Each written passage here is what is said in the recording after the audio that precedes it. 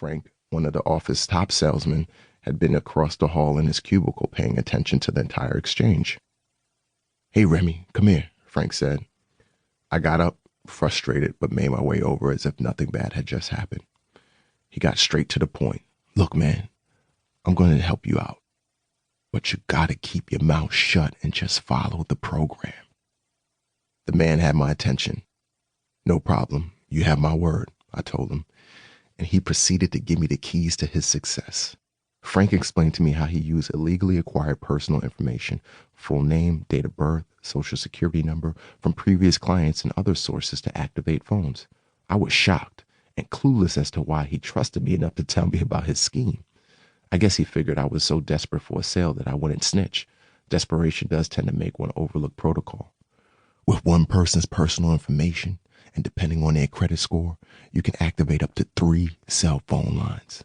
As you know, the phones are either free upon activation or charged to their line of credit, depending on the phone model.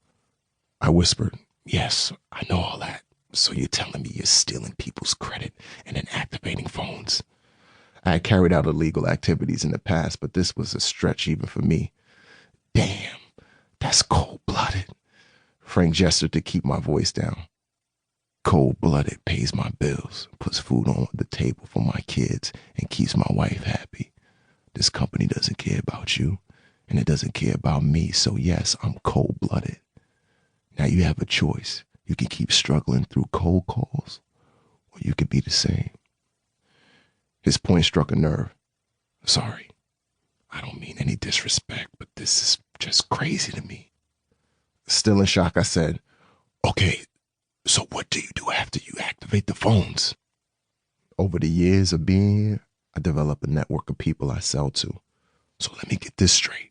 You activate phones, get sales commissions for the activation, then sell it for profit on the streets?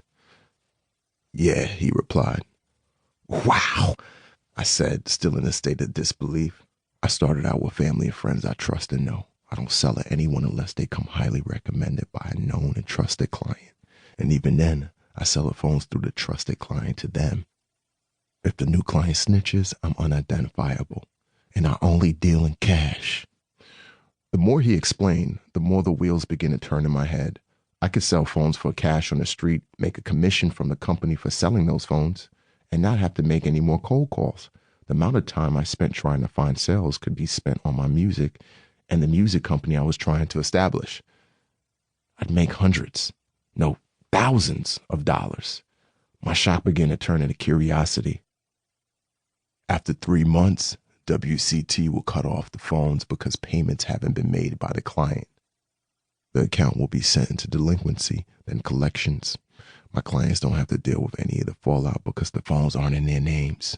So after the phones are cut off, they simply throw them in the trash, then come running back to me for a new $300 phone with unlimited calls for 3 months. "And you've never been caught?" I asked. "Nope.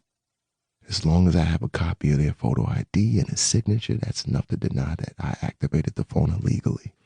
I could just shift the blame to an anonymous family member who stole their poor uncle's credit because they wanted a phone. We're totally protected."